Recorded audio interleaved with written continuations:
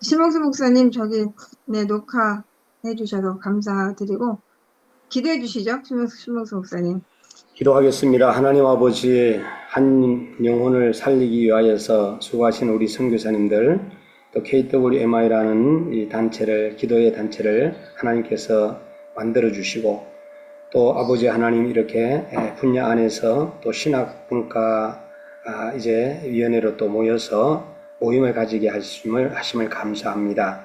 우리 KWMI 안에 소위원회가 정말로 활발하게 잘 움직여질 수 있도록 도와주시고, 하나님 아버지께서 앞으로도 세계 한인 선교사 기도운동본부 KWMI가 정말로 하나님 아버지 우리 대한민국뿐만 아니라 전 세계에 기도의 여건으로서 자리매김하고 세워져가는 그런 귀한 역사가 있게 하시고, 또 아버지 하나님 신학교육위원회 위원장님 되시는 우리 하은혜 선교사님에게 특별한 지혜를 주셔서 잘 이끌어 나갈 수 있도록 주님 도와주시옵소서.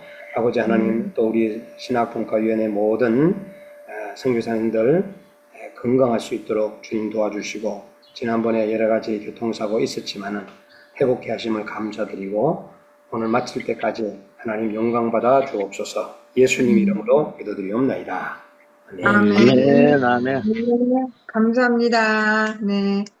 자, 오늘도 지난주에 이어서 우리 홍현수 목사님께서 오늘 사회도 보셨는데 또 말씀들 전해주시겠습니다. 네, 감사합니다. 홍현수 목사님. 할렐루야! 박수 치겠습니다. 감사합니다.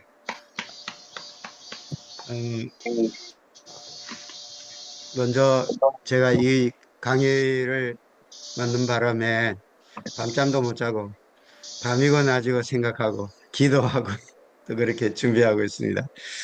아, 이제 은퇴할 때 되니까 편안한 게 아니라 KWMI 통해서 아주 그냥 여태까지 공부했던 거 정리하느라고 아주 힘쓰고 애쓰고 노력하고 살게 된 것에 대해서 감사하게 생각합니다. 오늘 특별히 제가 먼저 말씀드릴 것은 우리 그 선교지에서 현장에서 우리 그 동역자들을 양성하는 이 주제를 가지고 지금 제가 준비를 하고 있고 또 말씀을 전하고 있는데, 이제 오늘과 또 오늘에 전하는 이 말씀들을 또 여러분들께서 아주 날카로운 눈으로 마음으로 평가를 좀 해주시고, 이것이 좋다 맞다라고 하시면 저나 또는 우리 다른 분들에게도 도움이 될 줄로 생각을 하고 있습니다. 제가 그 또 공부도 하고 또 다 우리 똑같지만은 이게 무엇으로 우리가 살아야 되는가, 어떻게 모든 것들을 가지고 살아야 되는가, 이 본질적인 부분이 무엇인가 하는 부분에 대해서 제가 평생 고민을 하고 생각을 또 했습니다. 그리고 지난 2017년도에 또 개인적인 그런 관계로 삼위일체에 대한 연구들을 했고, 지난 우리 8월 8월 7일에 220회 동안 우리 교회에서 삼위일체를 연구하면서 우리 성도들에게 가르쳤는데, 그것을 공부하고 가르치면서 내가 지금 생각했던 그 관점을 바꿔야 되겠다 하는 그런 것들을 하나님께서 많이 감동을 해 주셨습니다. 그것을 오늘 여러분들에게 발표들을 같이 하도록 하겠습니다. 먼저 그 요한복음 20장 27절의 말씀인데요. 예수께서 또 이르시되 너희에게 평강이 있을지어다. 아버지께서 나를 보내신 것 같이 나도 너희를 보내노라 라고 말씀을 하셨습니다. 부활하신 예수님이 제자들에게 하신 중요한 말씀인데요. 먼저 평강이 너희에게 있을지어다. 그것은 뭐 우리가 다 일반적인 본질적인 그런 말씀이고, 오늘 예수님께서 아버지께서 나를 보내신 것 같이, 여기 같이라고 하는 단어를 사용하셔서 아버지가 나를 보내셨다. 그와 같이 나도 너희를 보낸다. 는 이 말씀을 중심으로 이제 말씀을 전하도록 하겠습니다. 그동안 우리 선교사의 동력자 양성에 대해서 첫 번째 시간은 특수성을 가지고 있다 하는 우리 한국의 그 신학교 교육하고는 다른 어떤 특수성이 있다는 것을 말씀드렸고, 두 번째는 동력자를 양성하는 일에 있어서 가장 본질적인 부분은 예수님이 하신 것이라는 것입니다. 예수님이 오셔서 나를 따라오너라. 내가 너희로 사람 낚는 어부가 되게 하겠다 하시면서 나를 믿는 자는 나의 하는 일을 그도 할 것이고 그보다 더 큰 일도 한다. 이는 내가 아버지께로 가미니라 라고 하신 예수님의 말씀인 것입니다. 그럴 때 우리 세 번째 시간에서 그러면 우리 목사나 선교사는 하나님의 동력자의 일을 할 때에 제일 중요한 것이 뭐냐? 자기의 정체성이라는 부분입니다. 예수님께서 말씀하셨을 때 제가 이번에 이 삼위일체를 연구하면서 예수님의 말씀에 가장 핵심되는 부분이 나는 누구다. 나는 누구다.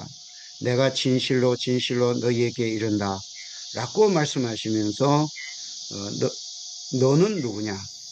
너는 누구냐 하는 그 부분에 관해서 나는 아버지가 있고 나는 아버지에게서 났고 그리고 아버지와 함께 있었고 아버지가 나를 보내셨다 하는 이 말씀을 어마어마하게 강조하는 것을 제가 보게 됐습니다. 그러면서 이거 기독교회에서 지금 이 삼위일체 특별히 아버지와 아들과 성령에 대하여 우리가 더 넓고 높고 깊이 알아야 된다는 그 부분들과 연관돼서 예수님이 항상 아버지와 아들, 아버지와 나라고 말씀하신 것처럼 우리 모든 주의 종들은 내가 누군가, 내가 지금 하나님을 만났고 하나님이 지금 나와 함께 하시는 건가?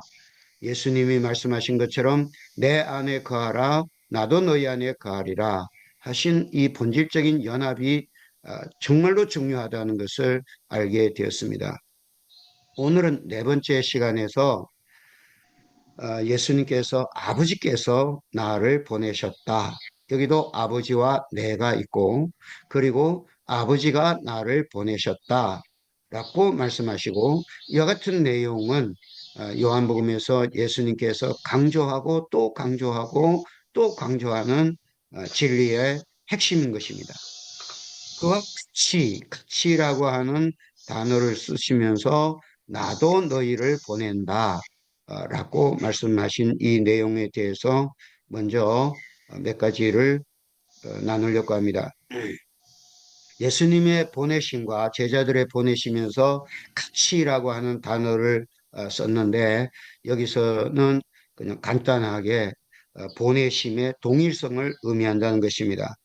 아버지는 모든 것을 스스로 하지 않으시고 혼자 행하시지 아니하시고 아들을 보내시고 또한 아들에게 또한 성령을 주셔서 아버지의 뜻을 이루셨습니다.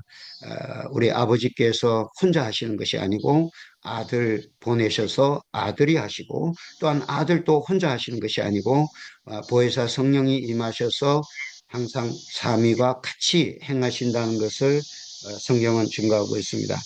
하나님 아버지의 창세 전의 뜻은 아버지의 보내심과 아들의 이루심, 그래서 십자가에서 다 이루셨다 하셨고 다 이루신 그것을 보혜사 성령께서 오셔서 그 이루신 것을 한 사람 한 사람에게 적용을 함으로써 예수가 이루신 일을 오늘도 변함이 없이 나타나게 하시는 것입니다.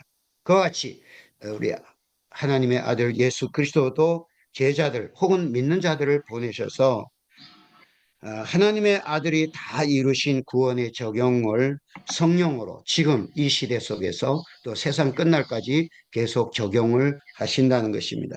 여기에서 아버지가 아들을 보내신 것하고 아들이 우리를 보내신 것에 대해서 같은 점도 있지만 다른 점이 있습니다. 먼저 다른 점을 말씀드린다면은 아들은 단번에 오셨습니다. 그리고 유일하신 분이고 완전히 이루셨습니다.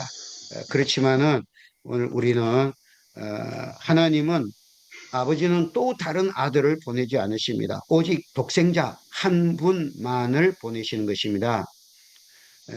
그 오직 예수 아들 독생자 그분만을 보내시는 겁니다. 그러나 예수님이 제자들을 보내신 것은 한 명만 보내는 것이 아니라 계속 보내시고 계속 보내시고 세상 끝날까지 하나님 부르신 자들을 변화시켜서 계속 보내시는 것입니다.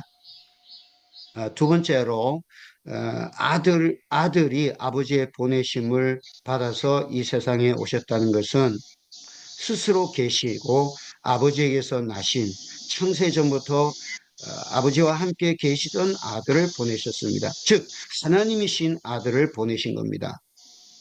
그러나 제자들을 보내신 것은 이 세상에 있는 사람들, 즉 예수를 믿고 변화된 하나님의 자녀들을 거듭난 자들을 하나님께서 보내신 것입니다.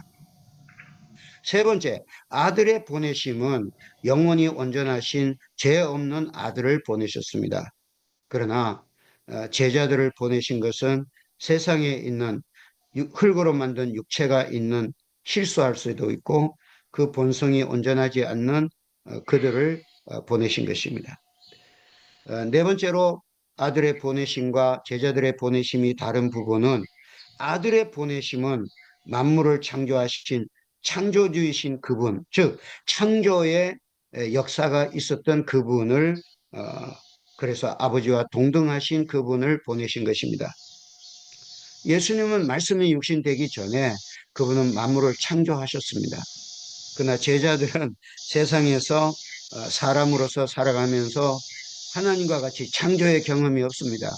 예수님이 베드로를 처음 부르실 때에 깊은 데 가서 그물을 던져 고기를 잡으라 하니까 선생님 우리가 밤이 맞도록 수고를 하였으되 얻은 것이 없지만은 말씀에 의지하여 그물을 내리리다 하고 하는 거 보니까 베드로가 그날 밤만 고기를 잘 못 잡았는지 아니면 평소에도 그렇게 고기를 잘 못 잡은지는 모르겠지만은 인간으로서 창조의 경험이 없는 그들을 부르셔서 이제 예수님께서 제자로 삼으시고 그들을 보내시는 것입니다.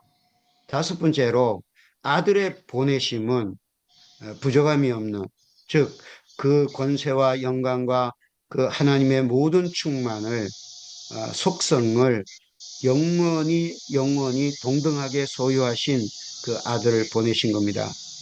빌립보서 2장 6절 7절에 그분은 하나님과 동등하신 분이시고 그렇지만은 자기를 비우심으로써 말씀이 육신돼서 오신 것입니다. 그러나 제자들은 그렇지 않습니다. 처음부터 별로 세상적으로도 별로 자랑할 것도 없고 권세, 능력, 충만 그런 게 없는 사람들을 우리 주님이 부르셔서 이제 변화시켜서 보내신 것입니다. 이와 같이 아버지가 아들을 보내셨을 때는 이렇게 영광스러운 아들을 아버지와 동등하신 아들을 창세전부터 아버지의 모든 충만을 가지신 아들을 말씀이 육신되어서 보내셨지만 제자들은 그렇지 않습니다. 부름을 받아서 우리 예수님이 보내시지만은 그러나 부족한 것이 많고 실수하는 것도 많고 또 여러 가지 이 땅에 살면서 육체를 가지고 육체의 소욕도 있고 별의별 문제가 있는 그들을 우리 주님이 보내신 것입니다. 그러면 예수님이 보내시는 것하고 아버지가 보내신 것 할 때 같이라고 하는 단어를 사용하셨는데 그 같다고 하는 부분이 어떤 부분일까라고 생각을 할 때 첫 번째로 아들이 아버지께서 나를 보내신 것 같이 나도 너희를 보낸다고 하셨을 때에 아들은 하나님의 아들된 너희를 보낸다고 하신 것입니다. 내가 하나님의 아들이기 때문에 아버지가 아들을 보내신 것처럼 하나님이 세상을 이처럼 사랑하사 독생자를 주셨다라고 말씀하신 것처럼 우리가 비록 예수님 제자들 또 비록 우리 모두는 다 예수님을 믿고 하나님의 아들이 되어서 요한복음 1장 14절에 영접하는 자 곧 그 이름을 믿는 자들에게는 하나님의 자녀가 되는 권세를 주셨다. 그래서 우리를 하나님의 아들로 삼으시고 하나님의 아들 된 우리를 아버지께서 나를 보내신 것 같이 내가 너희를 보낸다라고 말씀하신 것입니다. 그렇기 때문에 예수님이 내가 너희를 보낸다 했을 때는 너희들은 변화되어서 하나님의 아들이 된 자다 하는 본질적인 내용이 있는 것입니다. 그렇기 때문에 오늘 우리가 나는 하나님이 나를 보내셨다. 하나님이 나를 세우셨다.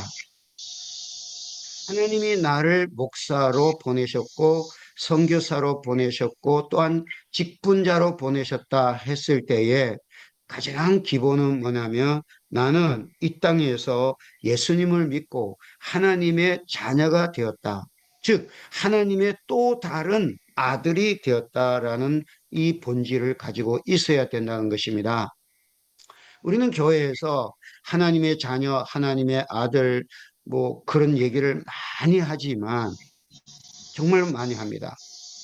그렇지만은 진짜로 아버지가 생각하는 아들, 아들이 생각하는 아들이라고 하는 그와 같은 관점에서는 과연 같이 어떤 그 수준이 같은 것인가에 대해서는 많은 우리가 의문이 있습니다.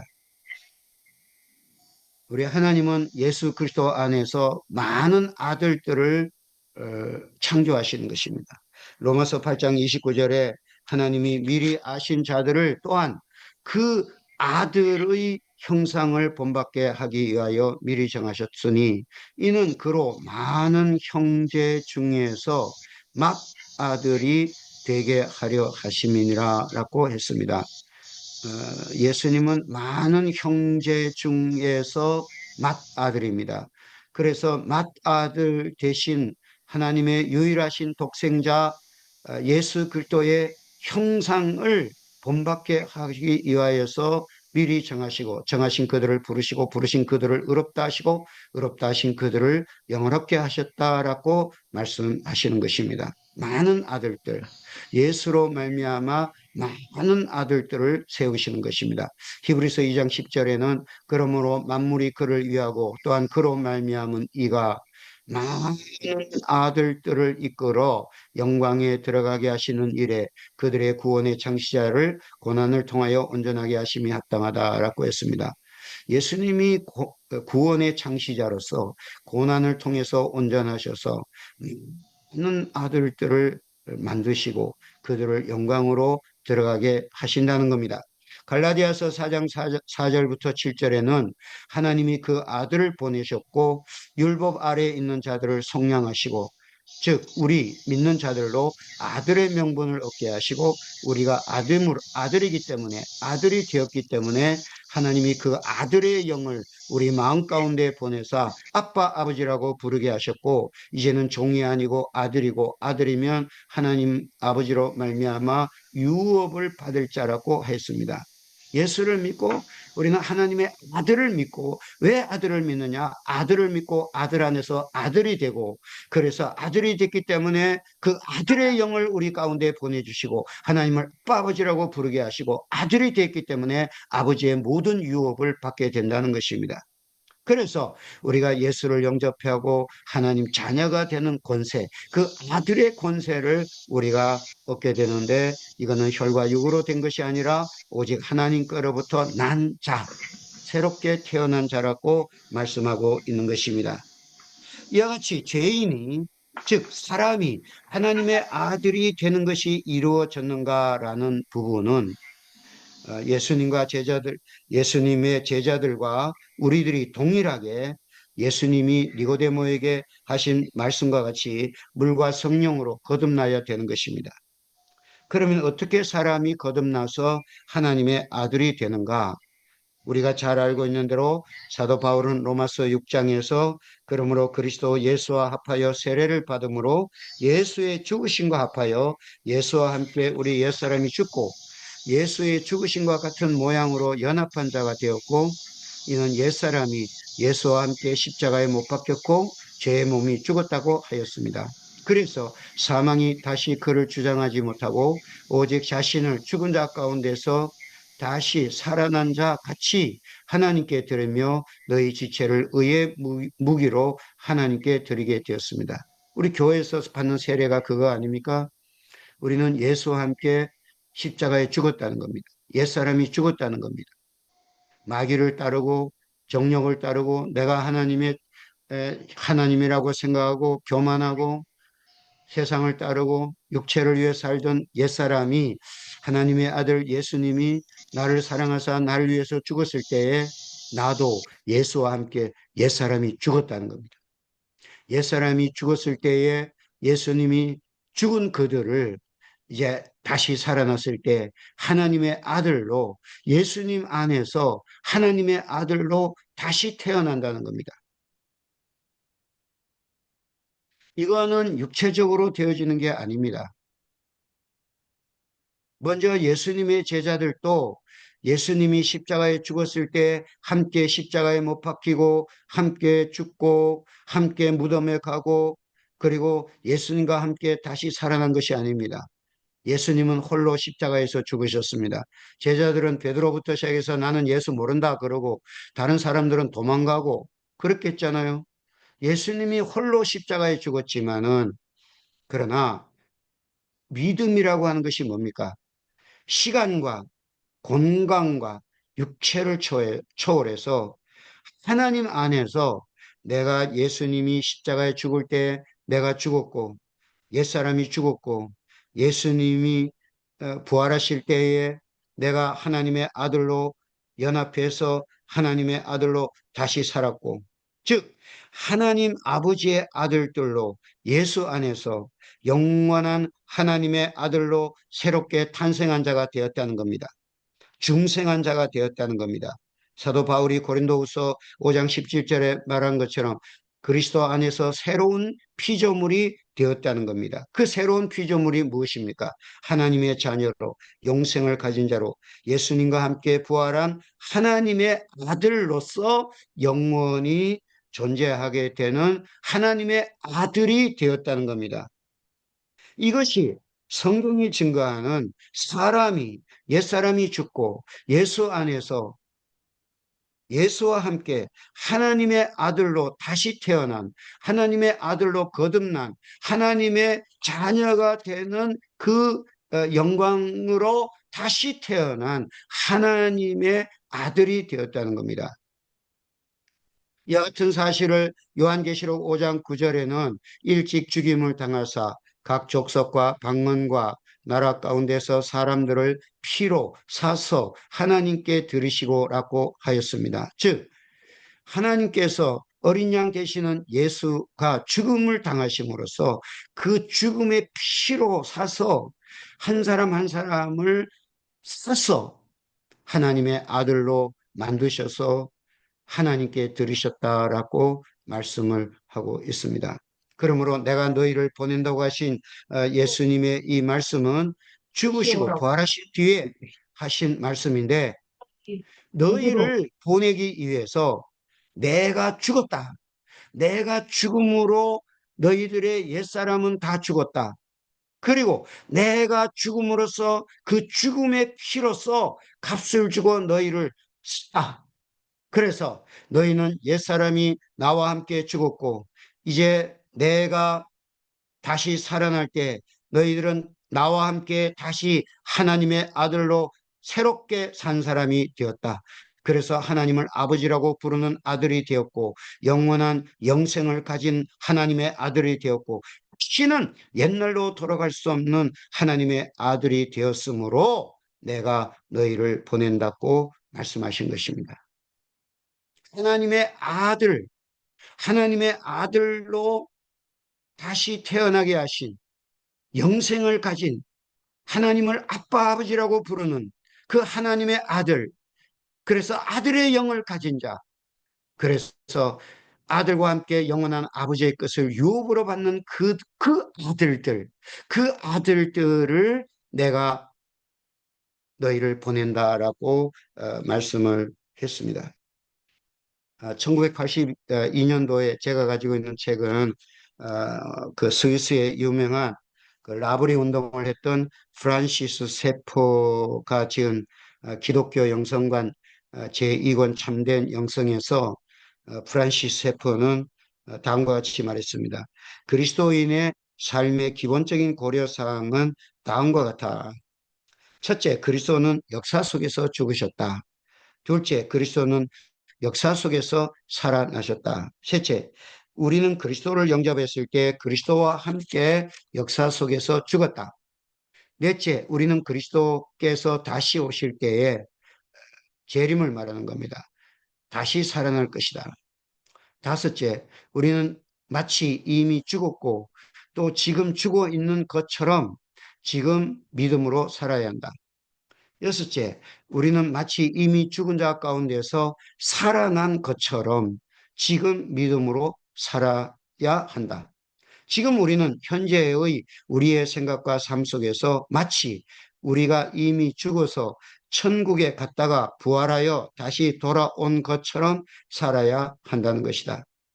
나는 마치 이미 죽은 자로부터 부활한 것처럼 믿음으로 기꺼이 이 세상에 다시 돌아와야 된다라는 말을 했습니다.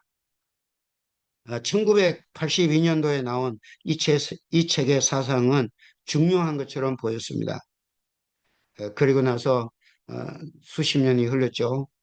지금 제가 이 말을 생각해 보니까 맞는 말이기도 하지만 고쳐야 될 부분도 있고 혹은 추가해야 될 것도 있음을 알게 되었습니다.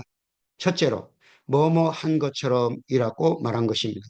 죽어 있는 것처럼, 살아난 것처럼, 다시 부활한 것처럼, 천국에 갔다 온 것처럼 살아야 된다라고 했는데 이거는 표현상의 어떤 문제일 수도 있지만은 성경은 분명히 뭐뭐 한 것처럼, 뭐뭐 한 것처럼 그렇게 말한 것이 아니라 실제로 예수님이 역사적으로 죽으신 것이 실제인 것처럼 우리가 예수와 함께 죽은 것도 실제고 예수와 함께 살아난 것도 실제고 하나님 앞에서 영적으로 실제로 죽었고 실제로 살아났다는 것입니다. 하나님 안에서 영원히 하나님의 아들로 다시 태어난 존재라는 겁니다. 태어난 것처럼 살은 것이 아닙니다. 실제로 태어났습니다. 내가 예수와 함께 죽은 것처럼 살아가는 것이 아니라 실제로 죽었습니다. 내가 예수와 함께 부활한 것처럼 사는 것이 아니라 실제로 다시 산 하나님의 아들로서 지금 우리가 살아가는 것입니다. 하나님께서는 말씀으로 만물이 창조하셨고 그 만물은 지금까지 존재하고 역사하는 것 똑같이 하나님의 아들 창조주이신 그분이 목숨을 바쳐 이루신 것은 실제로 역사된 것이고 영원히 변화된 것이라는 것입니다. 두 번째로 천국에 갔다가 돌아온 것처럼 다시 세상에 돌아와야 된다라고 했는데 천국에 갔다가 돌아왔다는 그런 말을 했는데 제가 볼 때는 오늘 예수님께서 아버지께서 나를 보내신 것 같이 내가 너희를 보낸다라는 이 말씀의 근거에서 보면은 바로 부활하신 주님이 나도 너희를 보낸다 라고 하신 말씀을 우리가 붙잡고 나는 천국에 갔다가 돌아온 것 물론 좋은 말이지만 나는 천국에 갔다가 천국에서 예수님이 나를 이 세상에 보내서 나는 보내심을 받고 이 세상에 왔다. 우리는 그렇게 얘기를 해야 된다는 것입니다.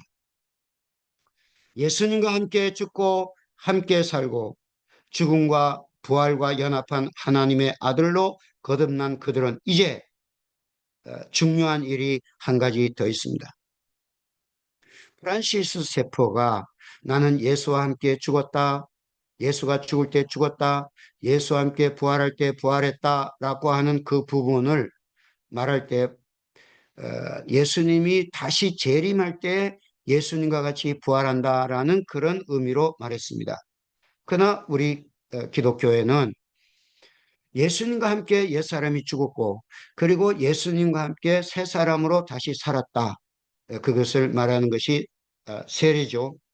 그런데 여기에서 한 가지 중요한 것이 지금 빠져 있습니다. 오늘 제가 말씀드리고자 하는 것이 바로 이 부분입니다. 그것이 뭡니까? 그것은 사도 바울이 에베소 6장에 말씀하신 것입니다. 에베소 6장 5절부터 6절에 뭐라고 했느냐면 허물로 죽은 우리를 그리스도와 함께 살리셨고 너희는 은혜로 구원을 받은 것이라. 또 함께 일으키사 그리스도 예수 안에서 함께 하늘에 앉히시니라고 말씀했습니다.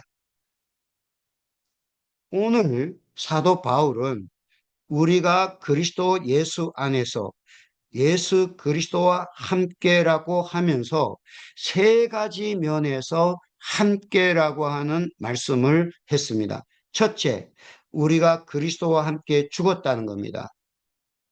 그 죽은 우리를 그리스도와 함께 살리셨다는 겁니다. 첫째는 그리스도와 함께 죽었다.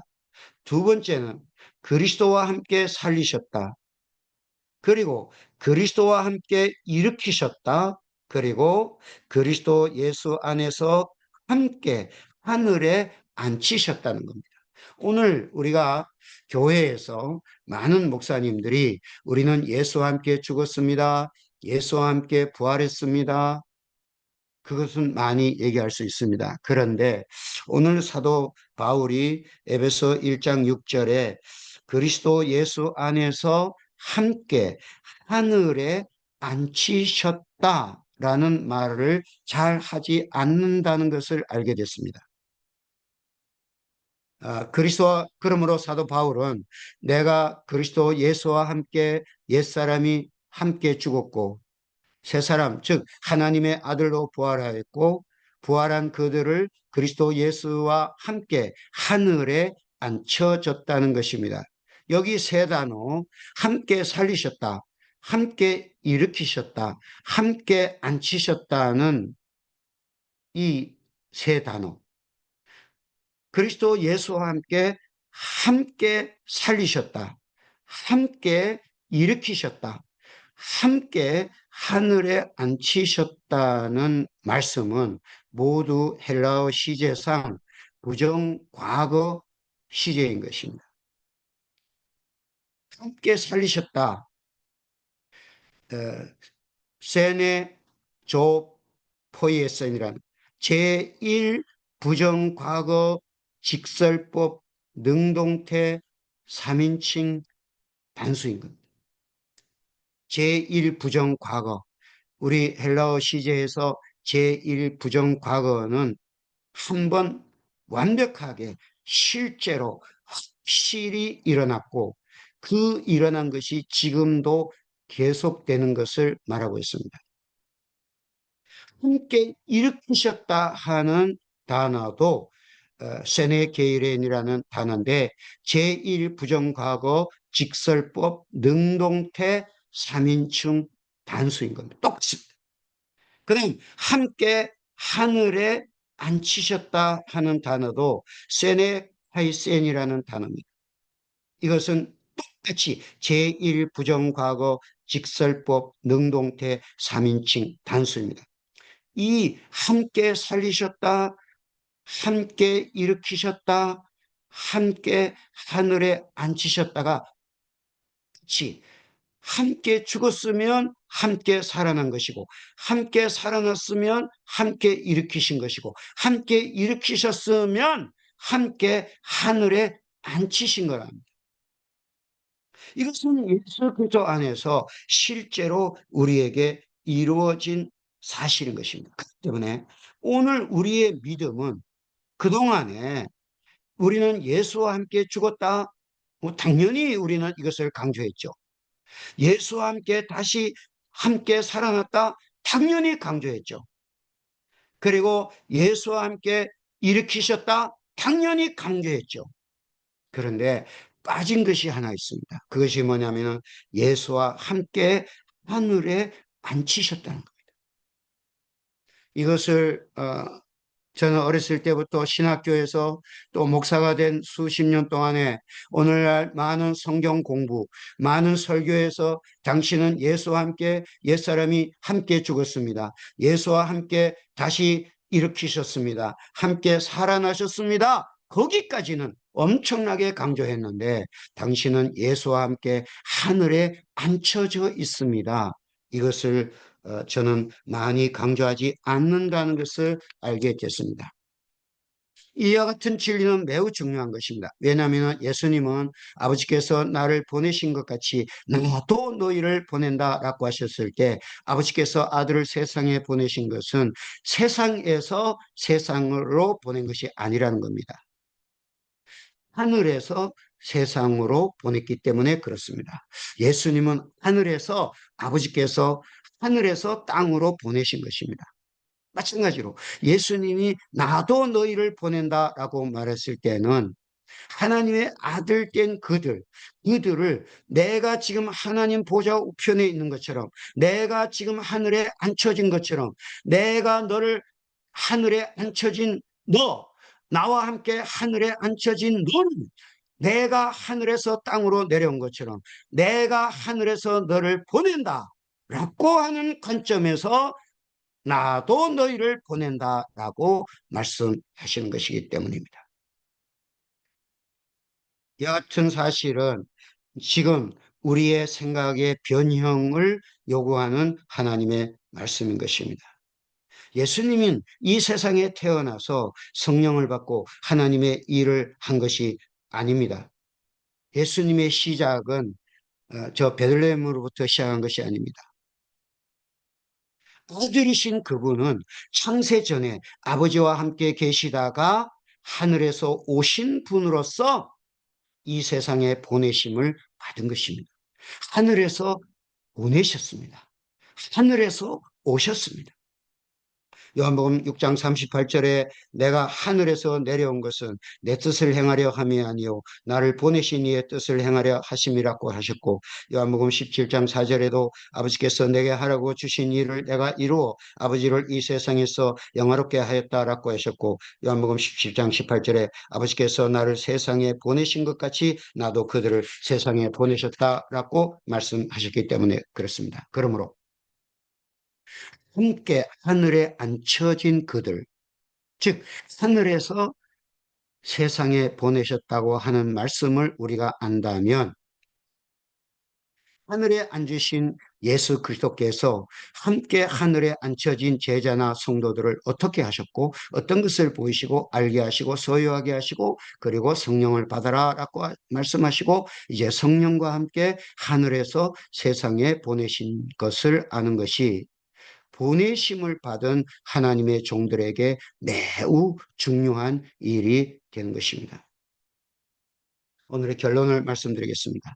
예수님은 하늘에서 오셨을 때 무지한 상태로 베들레헴의 아기로부터 시작한 것이 아니고 창세 전부터 아버지와 함께 계시다가 요한일서 1장 1절부터 태초부터 계신 그 말씀, 아버지와 함께 계시던 그분이 세상에 말씀이 육신돼서 오셨고 나타나신 분이시기 때문에 그렇습니다.